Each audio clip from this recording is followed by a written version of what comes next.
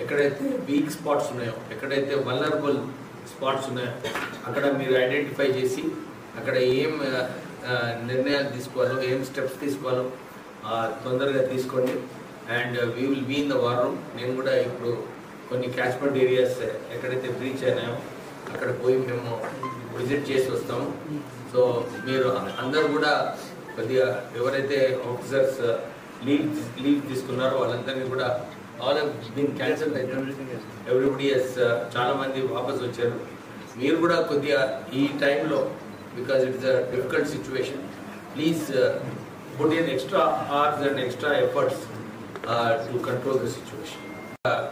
ఫోర్సెస్ని కూడా మన disaster management నుంచి తెప్పియడము, మళ్ళీ ఆర్మీ ఆఫీసర్స్ని వాళ్ళని కూడా స్టాండ్ బైలో పెట్టడము, మన పాత డిస్ట్రిక్ట్ కలెక్టర్ హరీష్ గారిని, అంటే రాష్ట్ర ప్రభుత్వము అన్ని కోణాల నుంచి చూసుకున్నప్పుడు ఎట్లా ఈ ఫ్లడ్ సిచ్యువేషన్ని కంట్రోల్ చేయాలి, ప్రజలకు ఇబ్బంది లేకుండా చేయాలని చెప్పి కార్యాచరణ తీసుకోవడం జరుగుతుంది. సో సిచ్యువేషన్ నేను అందరు డిస్ట్రిక్ట్ ఆఫీసర్స్కి రిక్వెస్ట్ చేస్తున్నాను, ఏమైనా సమస్య ఉంటే చెప్పండి. ఆల్రెడీ సీఎం గారు యాజ్ అనౌన్స్ 1 crore రిలీఫ్, కానీ అది సరిపోదు.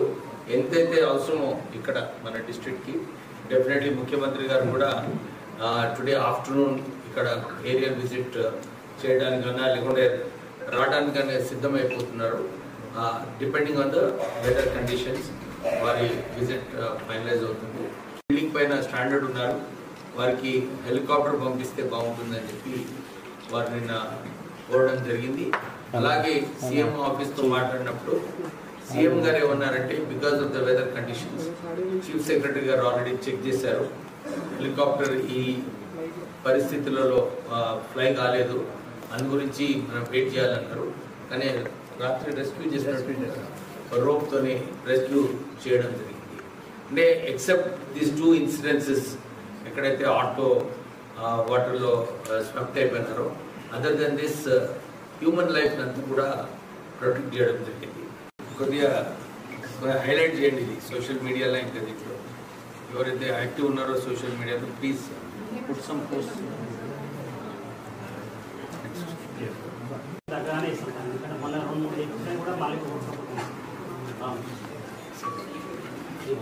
ప్లీజ్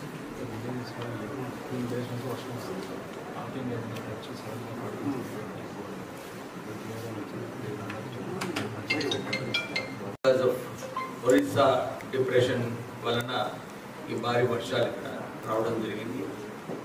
డిస్ట్రిక్ట్ అడ్మినిస్ట్రేషన్ ఇప్పుడే చెప్పినట్టు ఎక్కడైతే బ్రీచెస్ అయినాయో బ్రిడ్జెస్ ఇక్కడ అన్ని కూడా ప్రికాషన్స్ తీసుకోవడం జరిగింది. ఎవరైతే స్టాండర్డ్ అయినారో వాళ్ళందరికీ కూడా హై ఏరియాస్కి షిఫ్ట్ చేయడము, వాళ్ళందరికీ ఏదైతే సహకరించాలో డిస్ట్రిక్ట్ అడ్మినిస్ట్రేషన్ ద్వారా అందరికీ కూడా హెల్ప్ చేయడం జరుగుతుంది. అంటే నేను yesterday I was in Patna, నాకు ఫోన్ వస్తే నేను కలెక్టర్ గారితో మాట్లాడాను, సీఎం ఆఫీస్ గారితో కూడా మాట్లాడాను. ఎఫెక్ట్ అయింది సార్ రామాయంపేటలో.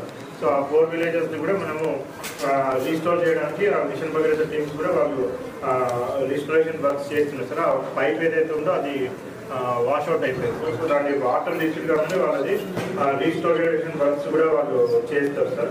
సో ఇవి కాకుండా మరి Panchayati Raj plus R&B plus irrigation వాళ్ళు కూడా టెంపరీ రీస్టోరేషన్ ఎక్కడెక్కడ బ్రీచెస్ జరిగినాయి దానికి టెంపరీ రీస్టోరేషన్కి ఎంత వాళ్ళకి అవసరం అవుతుంది, పర్మనెంట్ రీస్టోరేషన్ అది కూడా వాళ్ళు వర్కౌట్ చేస్తారు. సో ఇప్పుడైతే ప్రిలిమినరీగా ఇవి చేసి పెట్టినాం సార్. అందరినీ అలర్ట్ చేసినాం.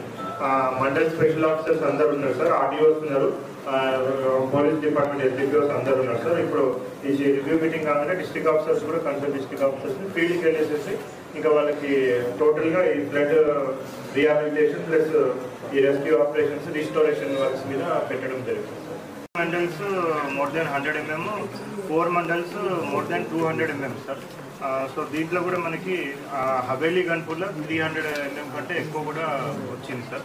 సో మోస్ట్లీ మనకి హవేలీ గన్పూర్ మండల్ చాలా హెవీలీ ఎఫెక్టెడ్ మండల్ ఉంది సార్. హవేలీ గన్పూర్ తర్వాత కూడా మనకి పాపన్నపేట ఒకటి, నిజాంపేట ఒకటి, సో ఇవన్నీ కూడా శంకరంపేట, రామాయంపేట కూడా హెవీలీ ఎఫెక్ట్ అయింది సార్.